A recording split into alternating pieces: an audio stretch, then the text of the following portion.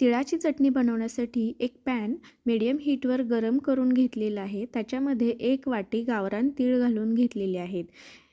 हे तीळ आपल्याला खमंग असे भाजून घ्यायचे आहेत. साधारण 2 ते 3 मिनिटांनंतर इथे बघू शकताय तीळ आपले भाजून झालेले आहेत. आता हे तीळ एका डिशमध्ये मी काढून घेतलेले आहेत.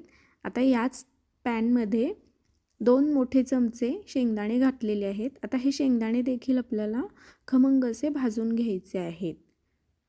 शेंगदाणे भाजून झाले की ते देखील या डिशमध्ये मी काढून घेतलेले आहेत. त्यानंतर 4 लसूण पाकळ्या आणि अर्धा चमचा जिरे घालून घेतलेले आहेत पॅनमध्ये आणि आता हे अगदी 10 ते 15 सेकंद आपल्याला भाजून घ्यायचे आहेत. हे देखील या डिशमध्ये मी काढून घेतलेलं आहे. आता हे सर्व जिन्नस आपल्याला थंड करून घ्यायचे आहेत. थंड झालेले जिन्नस एका मिक्सरच्या भांड्यामध्ये काढून घेतलेले आहेत. त्याच्यामध्ये 1 चमचा तिखट घातलेला आहे, प्लेन तिखट घातलेलं आहे. इथे तिखटाचं प्रमाण कमी जास्त करू शकता. त्यामध्ये चवीप्रमाणे मीठ घातलेलं आहे, पाव चमचा साखर घातली आहे. आता हे सर्व जिन्नस आपल्याला मिक्सरला पल्स मोडवरती दळून घ्यायचे आहेत. तर इथे खमंग अशी आपली तिळाची चटणी तयार झालेली आहे. ही चटणी 1 महिनाभर आरामात टिकते.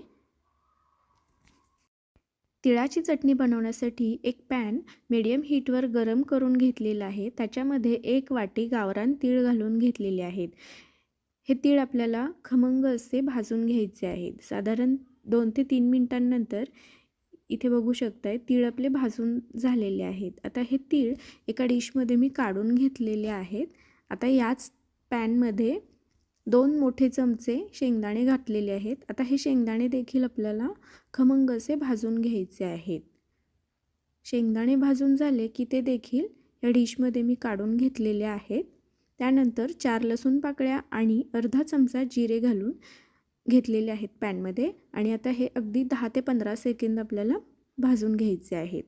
हे देखील या डिशमध्ये मी काढून घेतलेलं आहे. आता हे सर्व जिन्नस आपल्याला थंड करून घ्यायचे आहेत. थंड झालेले जिन्नस एका मिक्सरच्या भांड्यामध्ये काढून घेतलेले आहेत. त्याच्यामध्ये 1 चमचा तिखट घातलेलं आहे, प्लेन तिखट घातलेलं आहे. इथे तिखटाचं प्रमाण कमी जास्त करू शकता. त्यामध्ये चवीप्रमाणे मीठ घातलेलं आहे, पाव चमचा साखर घातली आहे. आता हे सर्व जिन्नस आपल्याला मिक्सरला पल्स मोडवरती दळून घ्यायचे आहेत. तर इथे खमंग अशी आपली तिळाची चटणी तयार झालेली आहे. ही चटणी 1 महिनाभर आरामात टिकते.